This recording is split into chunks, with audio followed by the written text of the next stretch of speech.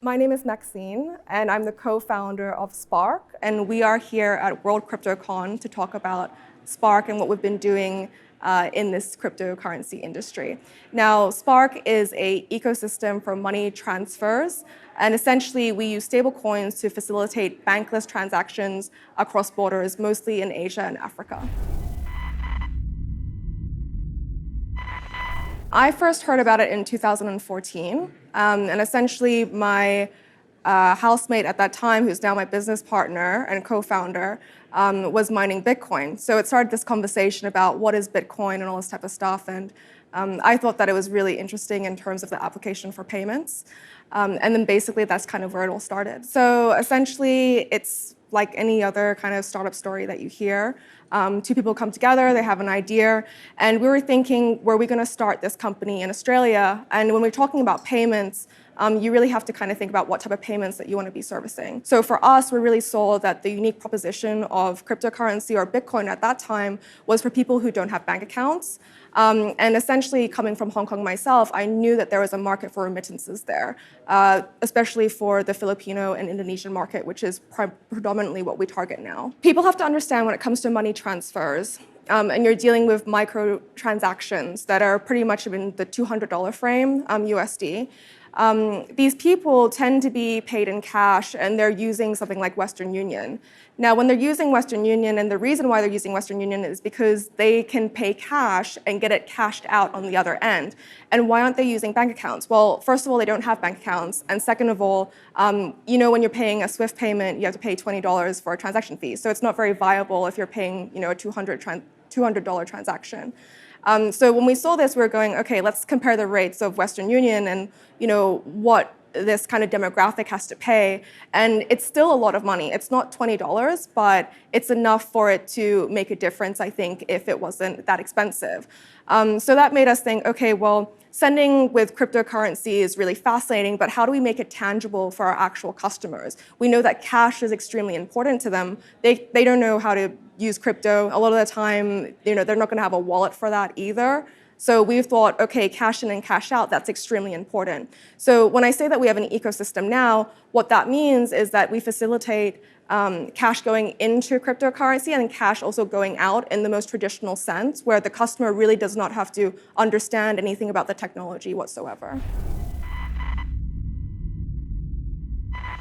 So essentially, how it started was we needed to find real users, right, to understand how they would be doing a transaction. Now, in Hong Kong, there's a place called Worldwide House, and that's the first place that we ever started to do our first test run of using Bitcoin to send money overseas. Now, what people have to understand about Worldwide House is that it's the epicenter of places for people to send money using cash. And what we realized was that they only cared about two things, and that was the rate, right, and also the cash out locations that they have. Now, what we then did was that we reflected the rate that they understood, which was the FX rate instead of the Bitcoin rate. And then from there, we just started taking their orders for remittances, and we were cashing out on the other end. Basically, what we wanted to focus on is creating the on-ramp for customers. And at that time, we actually found a company to partner with that would essentially buy and sell our cryptocurrency. So essentially, we would send Bitcoin. They would then be able to pay peso for that, and then also be able to cash it out as well. So essentially, we decided that we really need to have an end-to-end service for customers. And basically, that's how we started to build the company. We absolutely need cryptocurrency for the type of business that we're building, because what we're doing is that we're building a completely alternative financial service that is outside of banks. What's happening with the banking industry at the moment is that they are de-risking customers, so they're taking bank accounts away from people. And if you don't have a bank account in this day and age, then it's very hard for you to transact. So what that means is that you have businesses and you also have individuals who are in this spectrum that they deal predominantly in cash and they don't have bank accounts. And cryptocurrency is an incredible solution for them, as long as it's packaged as an actual viable service rather than, hey, you need to learn all this stuff about crypto to be able to get involved. So that's kind of where Spark comes along. So when we first started in 2014, we were actually the world's first cash-in, cash-out blockchain remittance platform. And essentially, it was a differentiator for us, right? Everybody's saying, okay, we're tackling money transfers, but how do you make yourself unique in this entire ecosystem? So when it was in 2014, it was a stage where you're trying to find investment, right? You're trying to get new customers on board. And it's really interesting because you think that people want to know about the technology just because you're personally very excited about it. So our name when we first started was Spark, right? And it was very popular to put bit in front of anything that was crypto related. And I think taking away bit from the name is really a evolution of the company to show that we care more about the services, and we're going to be taking the Bitcoin and the cryptocurrency to the back end and the background where it should belong. Because when people are using mobile phones or anything like this, they're not actually considering the technology that's behind it. That's really how I think cryptocurrency and us as a company positions ourselves. It's really obvious. For us, we can be 2 to 15% better than mid-market rates, depending on what corridor it is, right? So that is really attractive for a customer who a lot of the time is getting 2 to 5% below mid-market rates if they're using a third-party provider. So I think that the ability for us to have these huge percentages above the mid-market rate already shows that the technology itself works. But the thing is, it's just that we pair that with our network, right? We pair that with our inclusion points that can cash this in and cash it out and make it more tangible for our users. The way that I know that this technology works, right, is in what we can offer. So when our customer is sending money with us, they can save 5 to 15% on their transfers, depending on what corridor that they're using. Now, if they're using anything with other competitors, they're usually paying below that and a lot more. So I think that the reason why we're able to have all these cost savings for our customers is because that we use cryptocurrency. It's not affected at all. So we're not in the space of speculation. We're in the space of the technology. So when the price goes up and down, it actually doesn't affect us because we use it as a means of transfer only. And there's no point in the transaction that funds are being held in crypto. So we're completely safe from the volatility. I think cryptocurrency currently is seen more as an investment. A lot more people are putting money into Bitcoin as a long-term investment, and of course, the top 50 that we all hear about today. Do I think that they are going to be the currency that everybody's going to be using? I think that it takes infrastructure to be able to do that. A lot of the time, people aren't comfortable with volatility. Whenever we have a dollar bill in our pocket, we know that that's kind of the value that it's going to maintain and hold. Whereas if you're holding Bitcoin, you never really know what the price is. So I think this is a really interesting concept to think about, and it's something that our company is doing, is that we're looking more and more into stable coins. And in the next year and a half, we want to create 180 plus stable coins to service all the different markets. Now, we made this transition at the end of last year where we were focusing mostly on Bitcoin transaction, but because of the scalability issues that Bitcoin was experiencing, it became more difficult for us as a business to be able to promise those wonderful, unique value propositions that we originally had, which made us think more and more about alternatives. So the alternative blockchain that we're using right now is BitShares, and BitShares is an entire financial stack that allows us to not only create stable coins, but different types of stable coins. And that's really what we're focusing on at the moment. So to kind of explain a customer journey through our system or our ecosystem is that, let's just say an individual, right? They'll download our app, and then on our app, they have an entire list of currencies of stable coins. So let's just say it's sparkdex.hkd, PHP, USD. And the thing is, it's like, how do they actually get their money into the system itself? Well, that's when our inclusion points come in. So when we have inclusion points, these individuals are actually walking up to Sari stores or a convenience store. They're putting money into the shop there, and that shop then gives them a balance of SparkDex HKD, let's say. Now they have SparkDex HKD, which they can then send over to the other end. And from there, that person that's the receiver, they can then cash it out at a Sari store or a bank account or whoever our third-party provider is there that are there that they're used to. So we're not using Bitcoin anymore. And the reason why we're transferring from Bitcoin to BitShares is because of Bitcoin scalability issues. Essentially, there was a bottleneck happening. The more transactions we tried to put through the system itself, the more it was getting clogged up, the more expensive it got. So we knew that if we wanted to be a scalable company servicing the customers that we already had on board, we really had to look for an alternative, which is where BitShares came in. Now, when we're talking about stablecoins, you're really removing Bitcoin out of the equation. And you're starting to use stablecoins where you have a exchange, which we have ourselves, where you can buy and sell these stablecoins on its own on a floating market. So this becomes extremely interesting because not only do you have stablecoins, which is a reflection of a pegged cryptocurrency, or like pegged to a fiat currency, I should say, but you also have the actual fiat currency being traded on the open market. So I think that's going to be a very interesting proposition in the future to see where that will bring us. Stablecoins are essentially digital assets which are pegged to a stable asset. So that could be fiat currency, it could be gold, it could be any sort of commodity. But the point is that it is a reflection one-on-one to something that is stable. So we create our own, and there's actually two types. The first types are trusted stablecoins. So people are very familiar with this already, something like Tether. Right? So Tether is a USD stablecoin, and essentially you have to trust that that company has that amount of money in the bank. Now, there's two counterparty risks there. There's the company promising you that they have the money, right? That's backing this stablecoin that's being exchanged. But also you have banks, right? And banks are not very crypto friendly, so they may be shutting that bank account down. Now, you have to rely on that company itself to audit themselves, which a lot of them don't.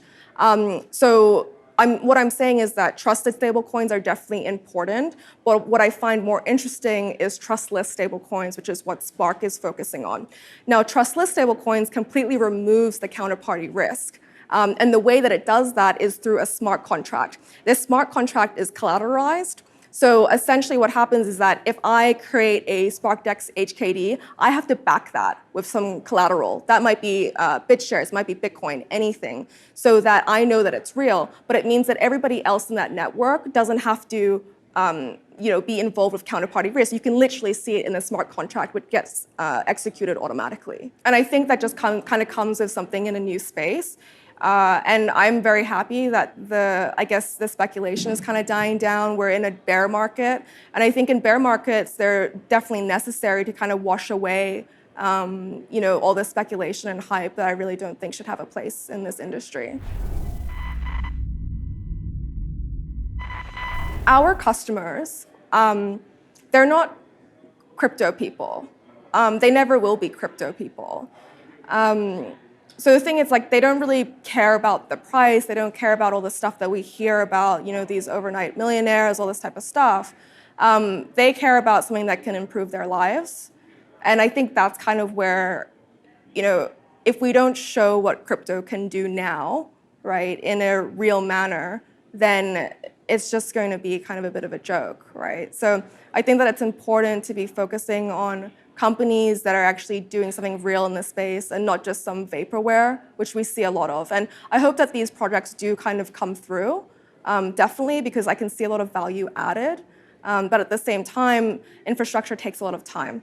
So I predict that basically in the next 5 to 10 years, well, probably 5 years, you're going to see a lot more infrastructure being built for centralized companies to be utilizing this technology itself.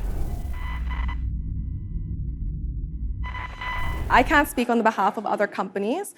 However, I don't foresee a future where we see crypto or blockchain in its original sense being integrated in financial systems that we see today. I do see that it will be completely divorced, and maybe that's okay. Now, that's not to say that blockchain can't be used, but the thing is that there's certain aspects that if you take away from a blockchain, it just becomes a database. And what's the point of just improving your database? You can already do that with Amazon, all this type of stuff. So I think I think it's interesting. There's a lot of the times when I've been hearing about all these different ideas, I really do wonder if cryptocurrency is even necessary. But I think one of the first use cases of crypto is definitely in payments. Now, Bitcoin was one of the first, well, I always say it's the best proof of concept, right, that we've ever seen. And it's the best proof of concept for payments. So I think it's completely logical to be able to take that idea, build it over a couple of times, right, and actually be using it for payments without reliance on banks. Now, maybe like 5 years from now, we're going to see it in auditing, all this type of stuff, because there's security and transparency that's particularly interesting. And I think that depending on what the company is, they'll be capitalizing on these kind of unique characteristics that the blockchain does provide. But I think really where we're going to be seeing it is in payments, and we should be seeing it in payments. We can never predict what's going to happen in the future. I think that people who are very idealistic will be like, well, everybody will be using Bitcoin. You can go to Starbucks and you can pay with Bitcoin, all this type of stuff. But there is a learning curve to Bitcoin at the moment. We're waiting for those difficulties to diminish. And I think that because we've just had like the 10-year birthday of Bitcoin, right? And that's really amazing. But how far have we actually seen it be adopted in everyday life outside of long-term investment? It's practically zero. And if you actually look at the price of Bitcoin right now, it's completely flatlined. There's no new money coming in, which is why I'm saying that this is literally like the years of infrastructure. Everything that is new, everything that's technology, you need infrastructure so that people can be onboarded, right? And that's really what needs to be happening right now. We only focus on emerging markets. So the thing is, like, people are saying, well, do you have a stable coin for USD? Why would I create that if there's already hundreds available? I'm more interested in emerging markets like Philippines, Indonesia, Ghana, Nigeria, Pakistan, where essentially there's like all these countries fall in under three things, right? First thing is that predominantly they don't have bank accounts. That means that they deal with cash. They're also looking for options to be able to send money and have more financial freedom. So I think that it's really in emerging markets where it's most interesting. And whenever we're talking about cryptocurrency, we're always talking about it in terms of adoption. So why would we create USD, which has already been widely adopted? You come to a conference like this, like everybody's talking about it.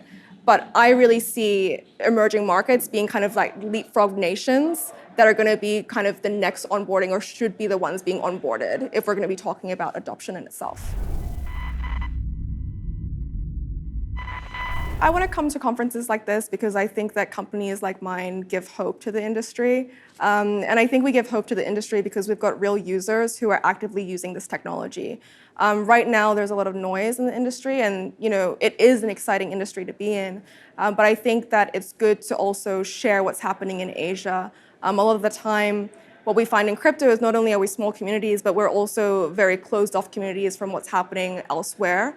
So I'm here basically to tell people what's happening in Asia, what we're doing in Asia, especially about the payment space, which I think is particularly interesting because we always hear the spiel about unbanking the banked, and we're doing that every single day, and we have been for the last 4 years. So I think it's important to talk about these things that we're doing and kind of really showcasing what this technology can do. Yeah, it's really different. I think that in Hong Kong, people are very fascinated by it, but they're a lot more reserved in how it can be used. I find that in the US, there is a bit more entrepreneurism. There's a lot more entrepreneurs in the US that are always trying to find a way to apply this in one way or another. Whereas in Asia, it's actually a lot more payment and fintech focused, which I thought was really, really like an interesting difference between the US and Asia.